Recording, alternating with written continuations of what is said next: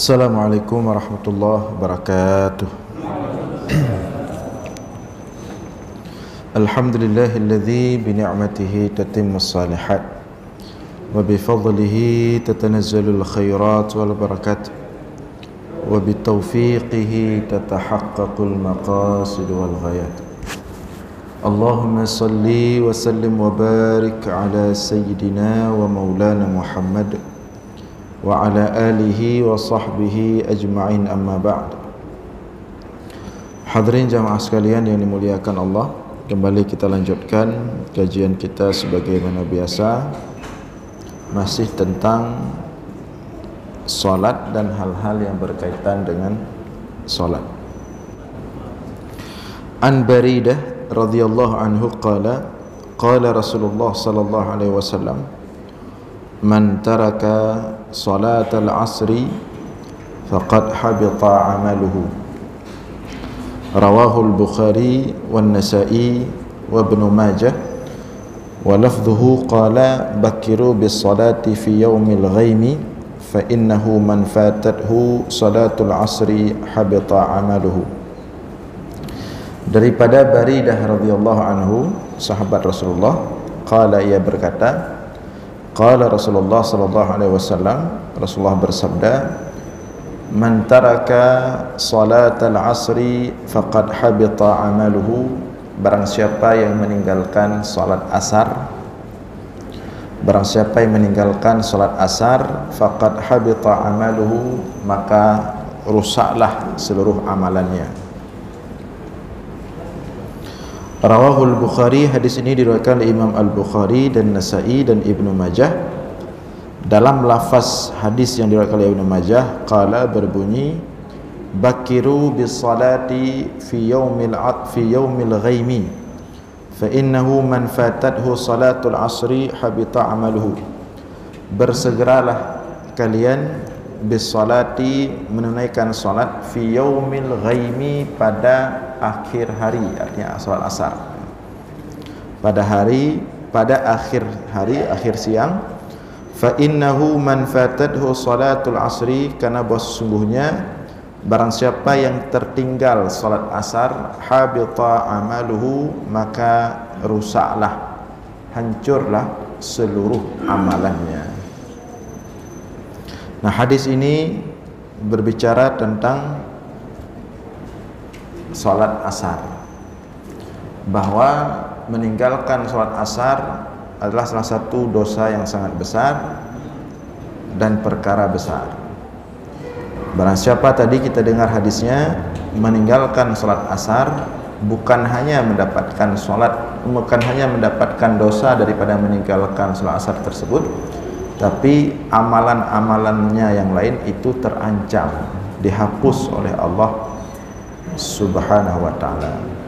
Nah, itu kedudukan salat asar. Kenapa demikian?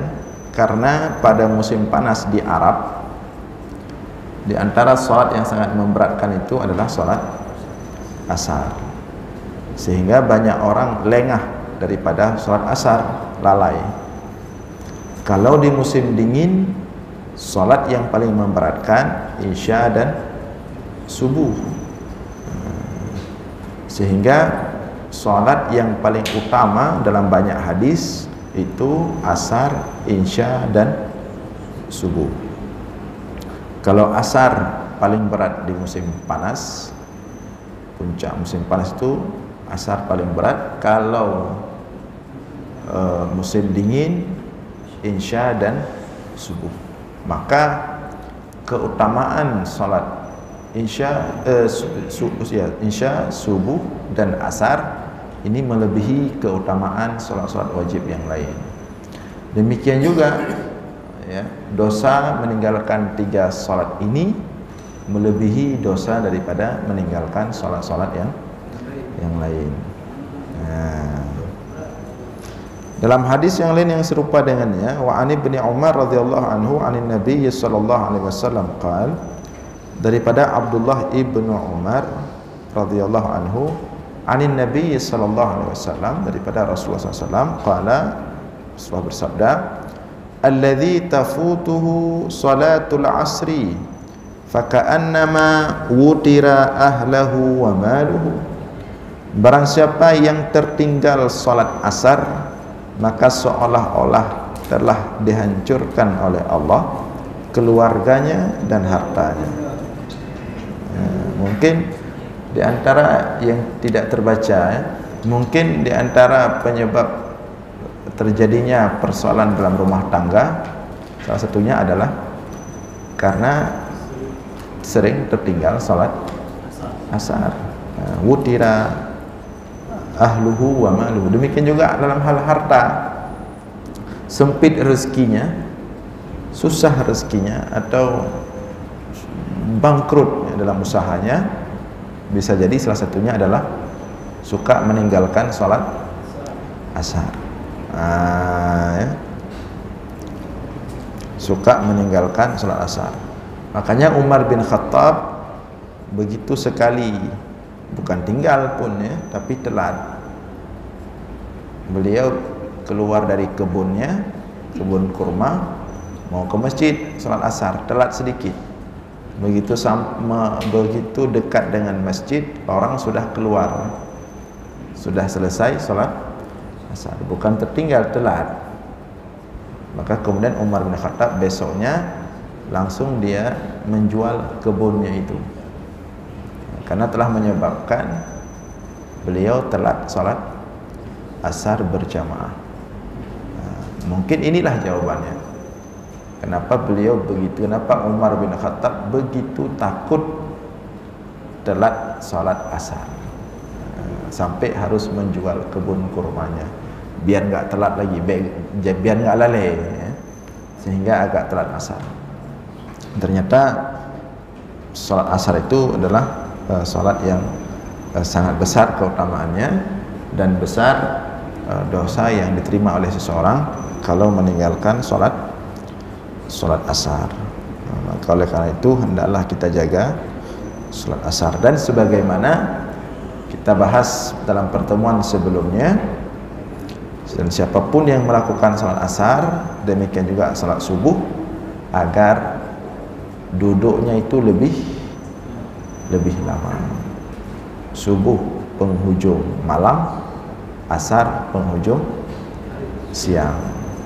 Jadi antara penghujung itu hendaklah duduk lebih lama sedikit. Dan sebelumnya sudah kita sampaikan juga tentang zikir-zikir al-ma'surat itu. Ada yang beli itu. Ada yang beli zikir al-ma'surat itu zikir petang dan siang, zikir pagi dan sore. Itu kalau bisa ada itu, kecil segini besarnya itu. Harganya tidak mahal, entah 3.000 saja, entah 5.000. Taruh di sini setiap subuh dan asar, bawa. Selesai zikir rutin, baca itu al-ma'surat itu. Selesai zikir rutin. Zikir rutin itu ya seperti kita sampaikan sebelumnya, istighfar 3 kali, kemudian Allahumma antas salam, kemudian ayat kursi, kemudian laqad ja'akum rasulun min anfusikum azizun 'alaihi ma 'anittum, dan seterusnya. Kemudian tasbih 33 kali, tahmid 33 kali, takbir 33 kali, kemudian la ilaha illallah wahdahu la syarikalah lahul mulku wa lahul hamdu yuhyi wa yumiitu wa huwa ala kulli syai'in qadir. Itu 10 kali. Sudah selesai itu semua yang merupakan zikir rutin, lanjut dengan al-ma'surat itu, subuh dan asar. Selesai itu semua baru berdoa kepada Allah. Nah, jadi ini tentang salat asar, dan sebelumnya tentang salat subuh. Dengan demikian selesai pembahasan tentang salat subuh dan salat asar.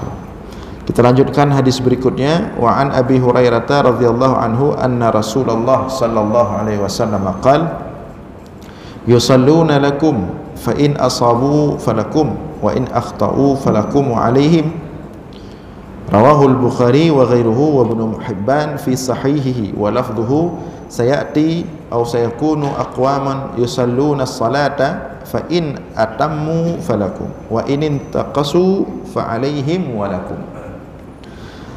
Hadis berikutnya daripada Abu Hurairah radhiyallahu anhu bahwa sungguhnya Rasulullah SAW bersabda, yusalluna lakum, orang-orang yang salat di belakang kalian, artinya orang-orang yang menjadi makmum bagi kalian, fa in asabu, kalau salat mereka itu semua pas, falakum, maka kalian mendapatkan pahala salat mereka itu semua. Wa in akhtau falakum wa alaihim, tapi kalau salat mereka itu makmum bermasalah, maka kesalahan itu dibebankan kepada kalian dan kepada mereka. Hadis ini berbicara tentang posisi imam salat, artinya keutamaan menjadi imam salat. Kalau makmumnya salat semua sesuai pas, maka pahala salat semua makmum itu diberikan ke si imam. Jadi jangan kita pikir ringan, pahala imam itu besar sekali. Jadi kalau si imam itu salat, makmumnya ada 20 orang, berarti sekali dia salat, pahala salatnya berapa? 20 pahala salat orang lain dia dapat, selain pahala dia salat sendiri. Kalau makmumnya ratusan, sekali dia salat, maka dia mendapatkan pahala ratusan makmum yang salat. Jadi besar sekali pahala jadi imam. Maka bersemangatlah menjadi imam. Tak perlu takut jadi imam, tapi harus siap. Selain mendapatkan pahala semua makmum, tapi kalau makmumnya bermasalah salatnya, dibebankan juga kepada si imam. Kalau makmumnya salatnya tidak sah, tapi itu juga kalau disebabkan oleh si imam. Misalnya si imam tidak sah salatnya, ada hal tertentu yang dia tidak paham misalnya, sehingga salat dia tidak sah. Ketika dia salat tidak sah, berarti secara otomatis salat makmumnya bermasalah. Walaupun Allah tidak membebankan kepada makmum kalau makmum itu tidak tahu imamnya sudah tidak sah salat, tetapi ketidaksahan, absahan salat makmum itu semua dibebankan kepada si imam. Itu resiko. Jadi kalau makmum melakukan perkara apa saja yang bermasalah dalam solat, bebannya ke imam. Jadi kalau ada makmum misalnya safnya itu renggang, kan makruh itu, siapa yang tanggung jawab pahala dosa makruh itu? Si imam. Maka si imam harus perhatikan, tidak boleh ada makmumnya itu yang safnya tidak rapat. Demikian juga kalau si imam solatnya panjang lama sekali, ada makmum di belakang sudah terzalimi, dia sakit kamu ngut,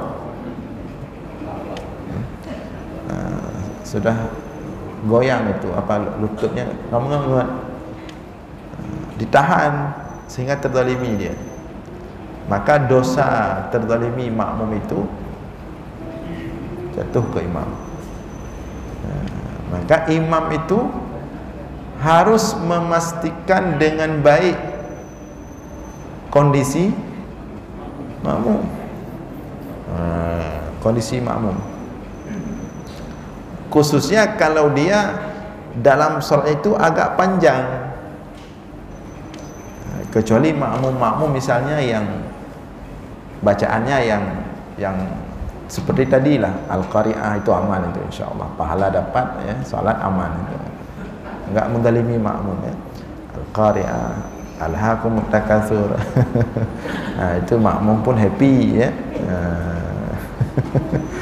Tapi kalau imam itu ingin memanjangkan bacaannya, dia harus pastikan dulu kondisi makmumnya. Kalau dia tidak bisa memastikan kondisi makmumnya, sedangkan dia membaca sesuka hati dia panjangkan, dia pendekkan, tanpa dia ketahui kondisi si makmum, maka dia berdosa. Kalau ada makmum yang tersakiti, maka imam itu bertanggung jawab. Nah, jadi posisi imam itu pahalanya besar, tapi resikonya juga besar. Resikonya juga besar terhadap ketidakabsahan sholat si makmum. Maka oleh karena itu imam itu lebih didahulukan ahlul bait daripada orang luar.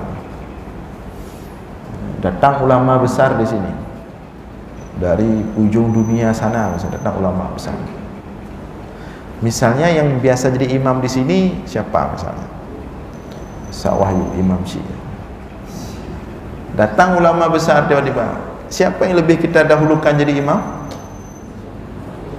Tetap Wahyu. Karena ahlul bait. Itu hukum. Ahlul bait lebih mengerti tentang kondisi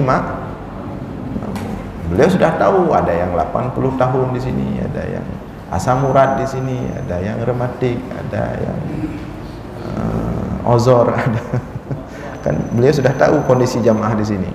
Ini bapak ini beliau ada urusan di luar, nggak boleh lama-lama. Ini bapak ini beliau dan ini biasanya setelah sholat ke ayah gading dengan lama-lama sekali. Nanti habis gorengan panasnya.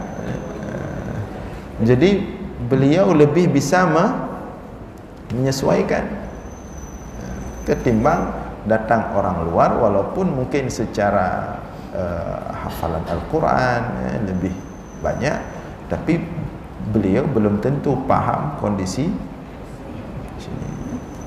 Demikian juga kita ke tempat orang. Jadi jangan nanti begitu orang persilahkan kita pun langsung maju, jangan. Kita juga harus tahu hukum. Ahlul bait tetap diutamakan. Seperti Imam Syafi'i datang ke suatu tempat, suatu negeri suatu daerah, karena yang datang adalah imam besar, maka malam harinya itu sudah tersebar berita, ini Imam Syafi'i sedang menuju ke daerah kita, imam besar, ulama besar. Kebetulan daerah tersebut ulama di sana itu umumnya bermazhab Maliki. Maka ditunggu sampailah Imam Syafi'i pada malam hari. Begitu besok subuh itu di masjid sudah membludak menunggu Imam Syafi'i salat bersama. Dan kebanyakan yang hadir adalah ulama-ulama Maliki. Begitu datang Imam Syafi'i langsung dipersilahkan. Imam Syafi'i menolak. Kenapa beliau menolak? Karena beliau paham ada tata cara salat dalam mazhab Maliki yang berbeda dengan tata cara salat dalam mazhab Syafi'i. Beliau menolak. Karena umumnya bermazhab Maliki, biar orang itu saja yang jadi imam. Kita beda mazhab, nanti takut cara mazhab kita tidak cocok dengan mazhab mereka. Ini perlu juga nanti siapa yang bisa di antara kita yang ada yang ke India. Begitu sampai ke India, dilihat kita peci agak lebih tinggi dari orang itu, sorban agak lebih besar, disuruh jadi imam. Jangan langsung maju. Begitu maju bisa dideportasi kita, bawa ajaran baru. Padahal bukan. Di India itu kebanyakan bermazhab Hanafi, agak beda tata cara salat dalam mazhab Hanafi. Di antaranya Dalam mazhab Hanafi itu mereka kalau bangun dari sujud ke duduk antara dua sujud, mereka buat tangan seperti ini. Kalau kita dalam mazhab Syafi'i, kapan buat tangan seperti ini? Ketika rukuk dan tidak. Hanafi ketika bangun dari sujud ke duduk dua sujud. Begini. Nah, kembali ke Imam Syafi'i tadi, tidak mau Imam Syafi'i, tapi karena ulama setempat meminta dan memaksakan, Imam Syafi'i tetap jadi imam. Satu kemuliaan, maka jadilah dipersilahkan tetap jadi imam. Begitu jadi imam Imam Syafi'i, beliau melakukan sholat menyesuaikan dengan makmum. Bagaimana cara dia sesuaikan? Saat rakaat kedua subuh, dalam mazhab Syafi'i ada kunut subuh. Dalam mazhab Maliki tidak sunat kunut subuh, boleh baca tetapi tidak disunat, bukan sunat muakkadah, dan mereka tidak baca kunut biasanya. Begitu kunut, begitu i'tidal rakaat kedua subuh, sami Allahu liman hamidah, Imam Syafi'i cuma baca doa i'tidal saja, langsung sujud. Sedangkan makmum di belakang sudah angkat tangan. Mereka sengaja angkat tangan karena yang kebetulan yang jadi imam bermazhab Syafi'i. Tapi justru yang imam mengikuti cara salat makmum. Nah, ini pelajaran penting bagi siapapun yang pergi ke tempat orang, walaupun dia itu alim, walaupun dia itu apa. Kalau disuruh jadi imam, tanya dulu di sini biasanya bagaimana. Harus tahu. Jangan langsung ke depan, harus tahu dulu. Jadi di sini biasanya bagaimana. Imam-imam di sini biasanya bacanya bagaimana. Nah, harus tahu. Dan setelah salat biasanya di sini bagaimana. Nah, harus tanya dulu. Setelah tanya, seperti Imam Syafi'i tadi. Kenapa beliau mau?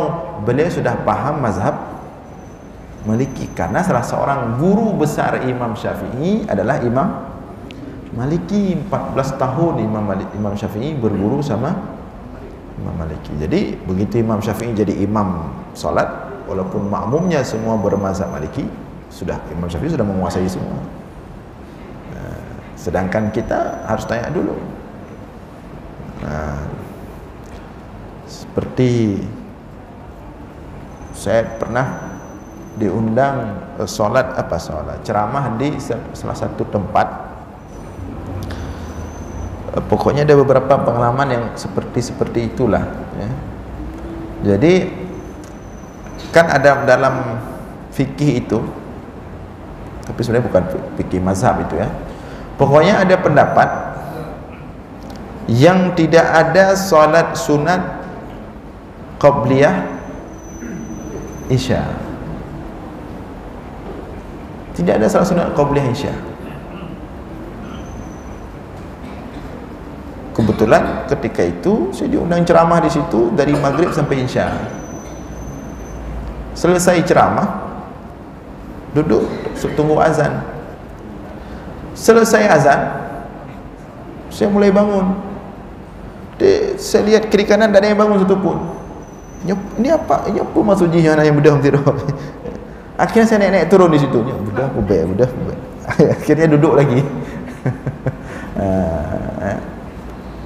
Walaupun kita tahu ada hadis tentang sunat qabliyah isya. Rasulullah mengatakan baina kulli azan salatun. Setiap selesai azan itu disunatkan salat. Itulah qabliyah. Selesai salat maghrib, salat sunat dulu. Selesai salat isya, salat sunat dulu. Selesai. Pokoknya qabliyah itu ada semua. Tapi bagi kalangan ini memandang itu bukan hadis kuat, sehingga mereka tidak ada salat qabliyah isya. Itu pernah kejadian seperti itu. Maka ke depan harus lebih tanya istilahnya, tanya dulu kondisi. Termasuk pernah pengalaman juga demikian. ceramah waktu itu bulan puasa ya, sekitar 2-3 tahun yang lalu, ke salah satu daerah di Aceh. Kalau tidak salah ceramah 17 Ramadan nuzul Quran waktu itu.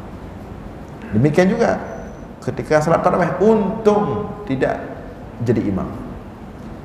Kalau jadi imam sudah masalah. Ternyata di sana salat tarawihnya 4 rakaat sekali salam. 4 rakaat sekali salam. Cuma entah kenapa tertarik juga, menarik juga ternyata. Baru pertama itu, begitu mau duduk tahiyat, orang bangun lagi semua. 4 rakaat sekali salam. Berarti 8 rakaat cuma 2 kali salam. Selesai salat, mama ngacik lagi ya. Cepat selesai ya. Tapi itulah karena tidak tahu. Karena dalam mazhab kita sesuai dengan hadis Rasulullah, salatul laili masna masna. Salat malam itu mesti 2 rakaat, tidak boleh 4. Kecuali salat di siang hari. Makanya kalau salat tasbih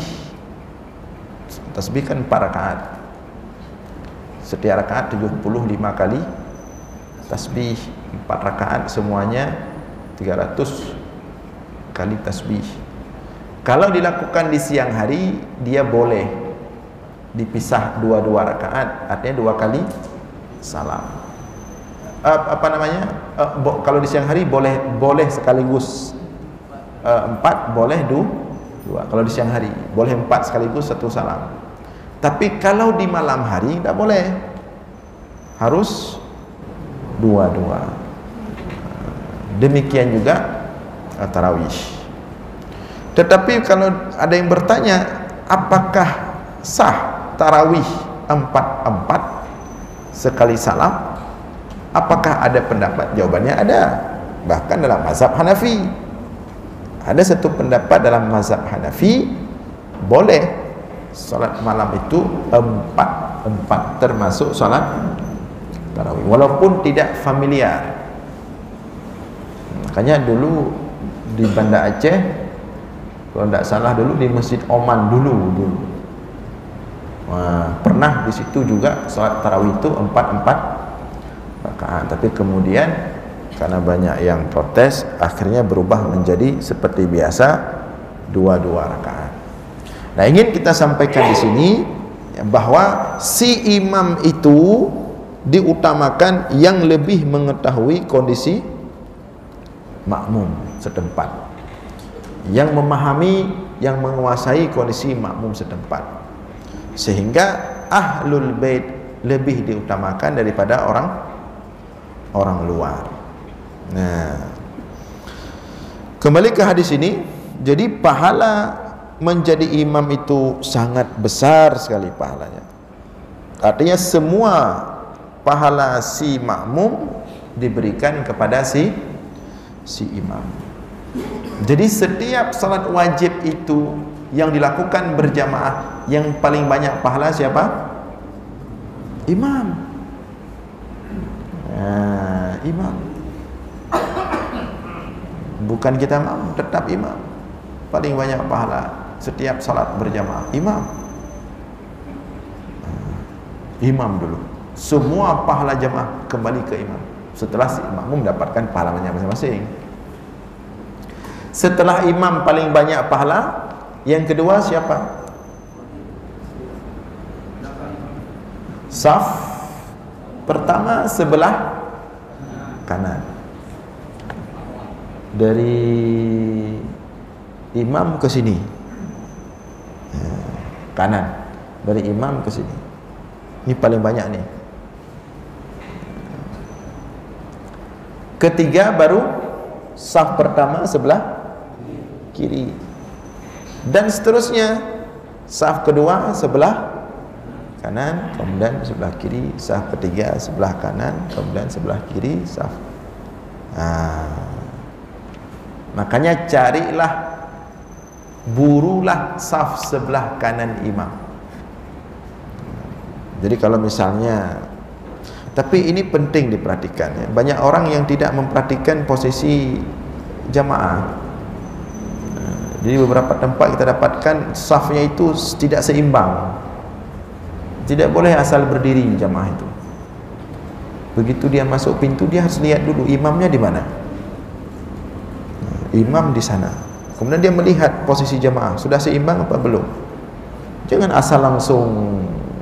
Tidak mesti yang lewat pintu situ langsung berdiri di sini. Demikian juga yang lewat pintu sini langsung di sini, enggak.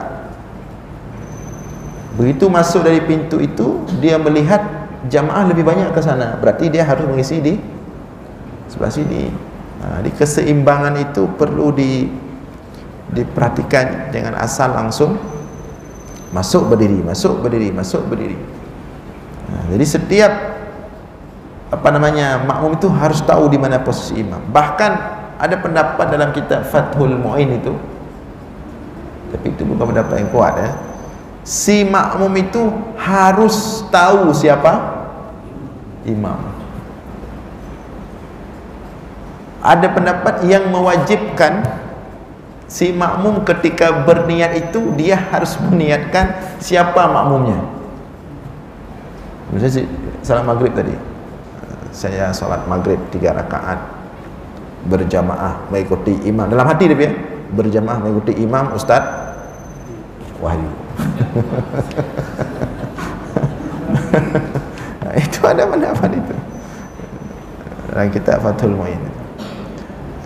Tapi pendapat yang muktamad tidak mesti. Yang penting si makmum itu wajib niat makmum. Kalau dia tidak niat makmum, maka salatnya tidak sah. Kecuali si imam tidak wajib niat makmum. Tidak wajib niat sebagai imam, tetap sah salat dia. Cuman ya gotong royong, dia nggak ada pahala kan.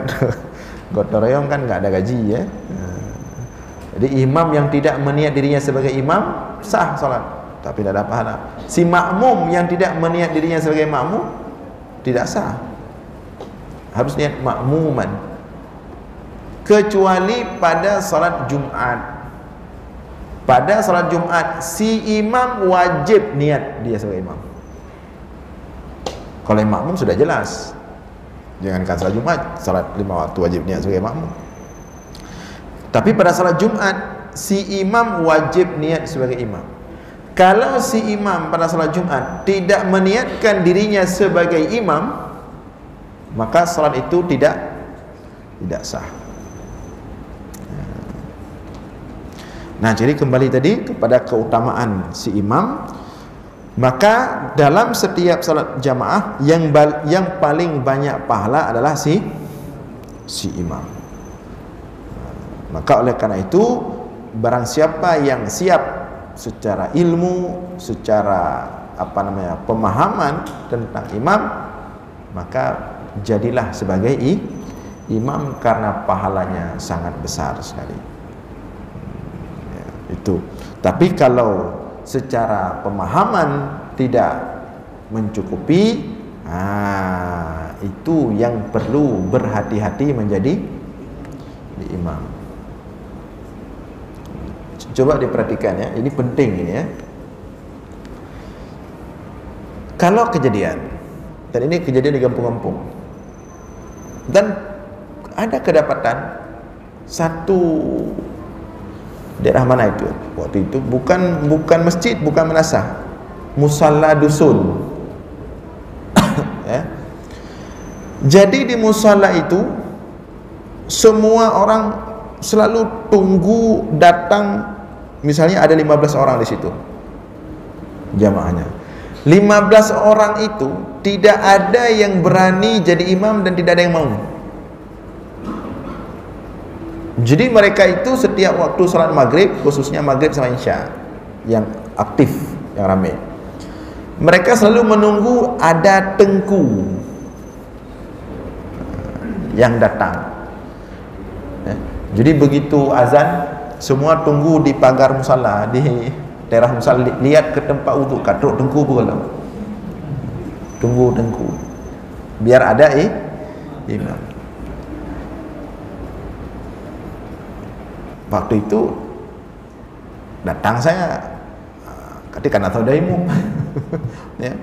Tapi biasanya kalau tidak ada yang datang, siapapun yang jadi imam di antara mereka, sebagiannya pulang, nggak ikut.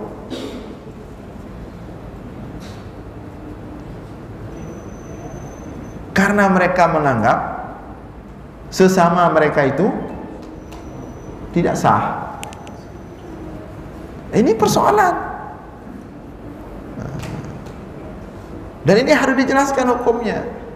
Jadi misalnya 15 orang ini begitu ditunggu-tunggu, tidak ada tunggu. Akhirnya sudah, kan harus dikomat itu kan, tidak mungkin tunggu sampai isya. Tidak ada tunggu. Kamu telah cerung dan cerung. Akhirnya ada yang berdiri antara 15 ini. Sebagian, alah menyebutnya tahu tasmai rumah dan sah. Sesama mereka. Ya. Ini tidak bisa, dia harus jelaskan hukumnya. Jawaban untuk masalah ini sama seperti kalau si imam itu bacaannya bermasalah, bacaan Al-Fatihahnya, artinya terjadi masalah atau namanya lahin dalam bahasa Arab, ya. Rusak bacaannya yang mengakibatkan kepada rusak makna. Itu kalau si imam seperti itu bacaannya rusak bacaannya, maka kalau ada di belakangnya makmum yang paham bahwa bacaannya itu rusak, makmum tersebut tidak sah solatnya kalau mengikuti si imam tersebut. Tapi perlu diperhatikan, bagi yang tahu itu bacaan rusak, dia tidak sah salat di situ. Datang si makmum yang memang dia paham hukum dan mengerti tajwid, begitu dia salat salah baca si imam, dan dia tahu ini salah, ini rusak makna, maka si makmum tersebut langsung wajib mufaraqah, wajib meniatkan memisah diri dengan imam, salat sendiri. Kalau dia lanjutkan, dia batal salatnya. Itu bagi yang paham. Tapi yang bagi satu tipe, bisa dimengerti makna satu tipe, artinya makmumnya tidak tahu perkesah panasah, anak dia kakek ikut dia. Itu tidak masalah, lanjut ikut. Jadi jangan mentang-mentang alah tapi keroro hantar ku hantar ada rumah tadi. Apakah ketika dia pulang ke rumah salat sendiri terjamin sah juga? Ya.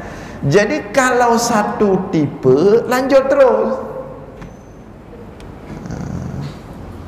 Paling setelah salat sama-sama berdoa kepada Allah, ya Allah, kami hamba lain, ya Allah. Ya. Inilah kemampuan kami. Inilah kemampuan kami, ya Allah. Lebih kurang tolong engkau terima, ya Allah. Ya. Kalau satu, maka kita sampaikan kepada orang di situ. Kalau memang tidak ada tengku yang datang, langsung siapapun yang kira-kira mau jadi imam silahkan, yang lain langsung ikut, tidak perlu bubar. Yang tidak boleh 15 orang itu yang sama-sama tadi kondisinya seperti itu jadi imam, datang ulama sebagai makmum. Ulama ini yang tidak sah. Nah, ini yang perlu dipahami. Jadi kalau kejadian seperti itu di tengah-tengah masyarakat, begitu jawabannya. Misalnya ada jamaah mengeluh, Ustaz, ini bagaimana di musala saya ini? Sepertinya bermasalah baca. Kalau sepertinya berarti sama dengan orang ngomong juga itu.